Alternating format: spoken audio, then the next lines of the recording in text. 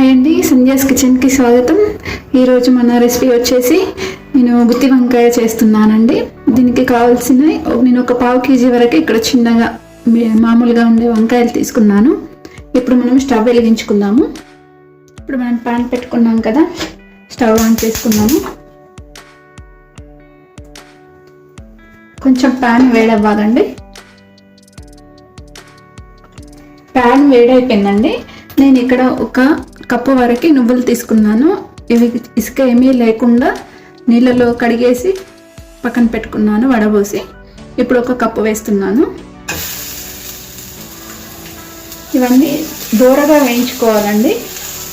మనకు నువ్వులు చిటపటం ఉంటాయి కదా, అలా అయ్యే వరకు వేయించుకోవాలి. తొందరగానే వేగుతాయండి మనకి. ఇంకా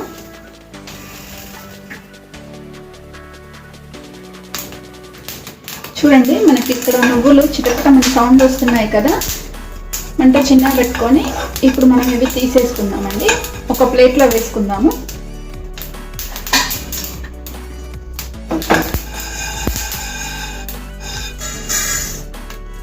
ఇలా ప్లేట్లో తీసుకోవాలి.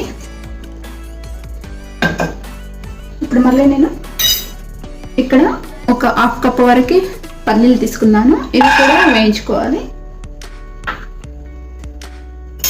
ఇవి కూడా మంచి దూరగా వేయించుకోవాలండి.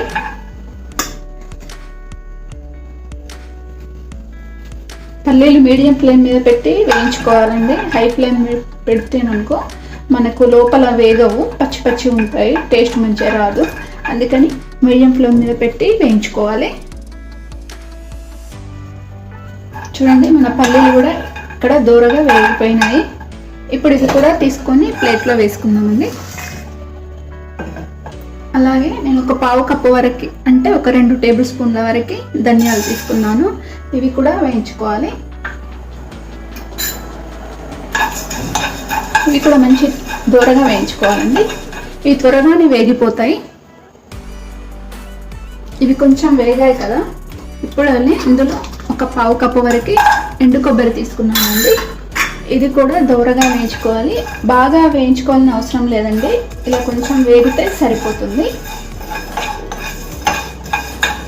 ధనియాలు కొంచెం వేగాక ఇవి వేసుకుంటే వేయించుకొని కొంచెం వేయించుకోవాలండి. 1 నిమిషం పాటు వేయించుకోవాలి.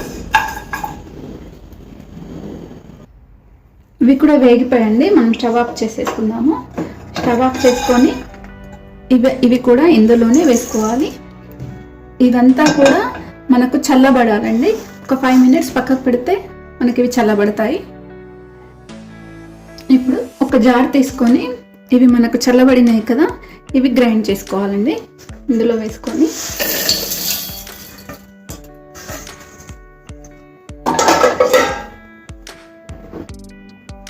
ఇప్పుడు ఇలా గ్రైండ్ చేసుకున్నాం కదా, దీంట్లో మనకు రుచికి సరిపడా కారం వేసుకోవాలండి. నేను ఇక్కడ 2 టేబుల్ స్పూన్ల వరకు కారం వేస్తున్నాను. మీకు రుచికి సరిపడా మీరు వేసుకోండి. 1 స్పూన్ వరకు ఉప్పు వేస్తున్నాను. ఇప్పుడు ఇవన్నీ వేసుకున్నాం కదా, ఇందులో 2 లవంగాలు వేసుకోవాలండి. 2 వేసుకుంటున్నాను. ఇదంతా వేసుకొని ఇందులో కొన్ని వాటర్ వేసుకొని ఒక పేస్ట్లా చేసుకోవాలండి. బాగా వేసుకోవద్దు వాటరు. 1/4 కప్పు వరకు వేసుకోవాలి. సరిపోకపోతే మళ్ళీ వేసుకోవచ్చు. ఇలా కొన్ని వాటర్ వేసుకోవాలి. ఇందులో కొంచెం చింతపండు కూడా వేసుకొని గ్రైండ్ చేసుకోవాలండి. ఇప్పుడు గ్రైండ్ చేసి పెట్టుకున్నాం కదా, ఇది ఒక ప్లేట్లోకి తీసేసుకుందాం మనము.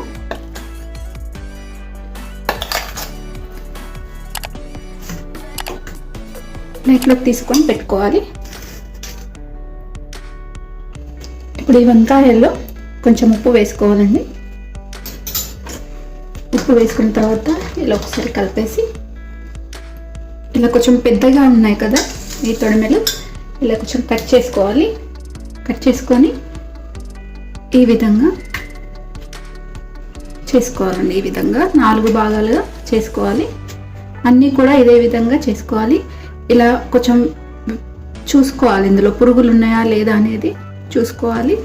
ఇందులో ఏమి లేవి. ఇలా అన్నీ చేసుకోవాలండి. మొత్తం వంకాయలు కూడా ఇదే విధంగా చేసుకోవాలి. చేసుకొని నీళ్ళలో వేసుకోవాలి. ఇప్పుడు మనం ఇలా కట్ చేసి పెట్టుకున్నాం కదా, ఈ వంకాయ తీసుకొని ఈ మనం గ్రైండ్ చేసుకున్న మిశ్రమం కూడా ఇందులో వేసుకొని ఇలా స్టఫ్ చేసుకోవడమేనండి. చూసారు కదా, అన్నీ కూడా ఇదే విధంగా చేసుకొని పక్కన పెట్టుకోవాలి. చూడండి, ఇప్పుడు ఇందులో మొత్తం కూడా మనం స్టఫ్ చేసి ఇలా పెట్టుకున్నాం కదా. ఇప్పుడు ప్యాన్ పెట్టుకుందాము. ఇప్పుడు ఆయిల్ వేసుకుందామండి. మనకు ప్యాన్ వేడైపోయింది. మనకు ఆయిల్ ఎక్కువనే పడుతుంది.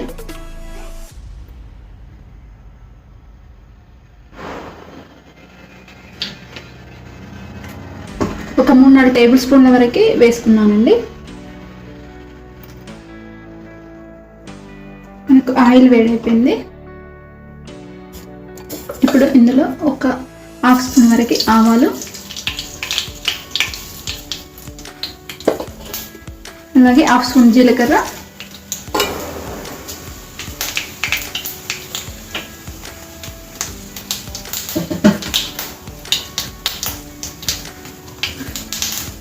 ఇది కొంచెం ఆవాలు చిటపటమంటున్నాయి కదా. ఇప్పుడు ఇందులో అల్లము వెల్లుల్లి పేస్ట్,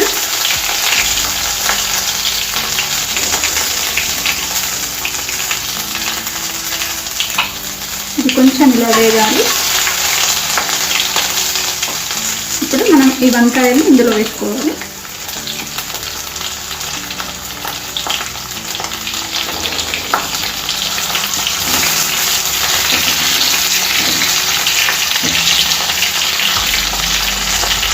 ఇలా వేసుకొని సిమ్ మీద పెట్టి ఒక 2-3 నిమిషాలు మూత పెట్టి ఉడికించుకోవాలండి.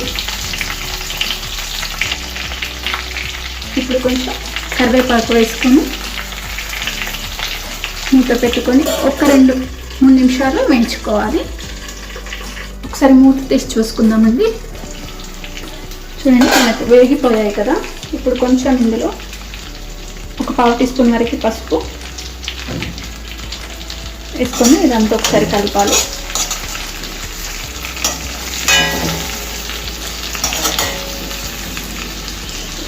మనం ఇలా ఉన్నాయి కదా, ఇది ఇలా కూడా ఉంచుకోవచ్చండి. ఇలాగే సిమ్ మీద మూత పెట్టి ఇలా వేయించుకుంటే మనకు పప్పు సాంబార్లోకి సైడ్ డిష్ లాగా చేసుకోవచ్చు. ఇప్పుడు మనకు మిగిలిపోయిన పేస్ట్ ఉంది కదా, ఇది కూడా ఇందులోనే వేసుకుందాము.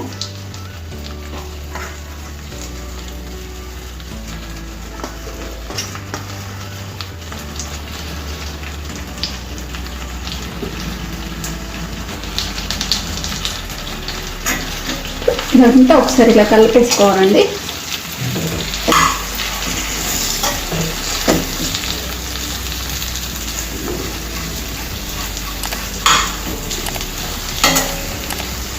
ఇలా కలిపేసుకున్న తర్వాత మనం తగినన్ని వాటర్ వేసుకోవాలి.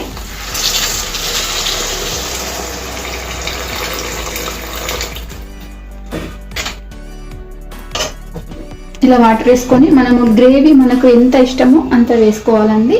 నేను ఒక గ్లాస్ వరకు వేసుకున్నాను. ఒక 1/2 లీటర్ వరకు వాటర్ వేసుకున్నాను. నాకు బిర్యానీలోకి, వైట్ రైస్లోకి, జీరా రైస్లోకి ఇలా గ్రేవీ ఉంటే బాగుంటుంది. ఇప్పుడు మూత పెట్టేసి ఉడికించుకుందామండి. కొంచెం మీడియం ఫ్లేమ్లో పెట్టుకొని ఒక 10 నిమిషాలు ఉడికించుకోవాలి. మధ్య మధ్యలో చూస్తూ కలుపుతూ ఉండాలండి. ఒకసారి మూత తీసి చూసుకుందామండి. చూడండి, మనకు ఉడికిపోతుంది కదా. ఇక్కడ ఒకసారి కలిపేసుకుందాము. ఇప్పుడు ఇలా ఉడుకుతుంది కదా, ఒకసారి టేస్ట్ చూడండి. టేస్ట్ చూసి ఇందులో ఉప్పు, కారం ఏదైనా పడితే ఇప్పుడు వేసుకోవచ్చండి. ఇప్పుడు నేను ఇక్కడ ఒక 1/2 స్పూన్ వరకు గరం మసాలా వేస్తున్నాను. అలాగే కొంచెం కొత్తిమీర, సన్నగా తరిగి పెట్టుకున్న కొత్తిమీర, ఇదంతా ఒకసారి కలిపేసుకొని మరొక 5 నిమిషాలు ఉడికించుకోవాలండి. ఇప్పుడు మూత తీసి చూసుకుందామండి. చూడండి, మనకు ఉడికిపోయింది. ఆయిల్ కూడా పైకి వచ్చేసింది. ఇంత గ్రేవీ సరిపోతుందండి. మనము ఇంకా స్టవ్ దింపేసుకున్నాక చల్లబడినాక కొంచెం గట్టిగా అయిపోతుంది కాబట్టి ఈ రకంగా గ్రేవీ ఉంటే సరిపోతుంది. ఇప్పుడు స్టవ్ ఆఫ్ చేసుకుందాము. స్టవ్ ఆఫ్ చేసుకొని గిన్నెలోకి తీసుకుందామండి. ఇంత మంచి కలర్ఫుల్గా ఉంది చూడండి.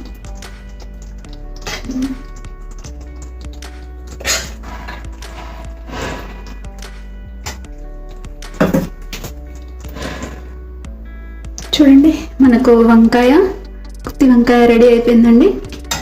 ఇలా కొత్తిమీరతో పైన వేసుకొని తీసుకుంటే చాలా బాగుంటుందండి. ఈ కర్రీ మనకు ప్లెయిన్ రైస్లోకి తీసుకోవచ్చు, అలాగే బిర్యానీ, జీరా రైస్, పూరి, చపాతీ, రోటీకి ఇన్ని విధాలుగా ఈ కర్రీ తినొచ్చండి. చాలా చాలా బాగుంటుంది. ఈ రెసిపీ నచ్చితే మీకు తప్పకుండా లైక్ చేయండి, షేర్ చేయండి, నా ఛానల్ని సబ్స్క్రైబ్ చేయండి. Thanks for watching.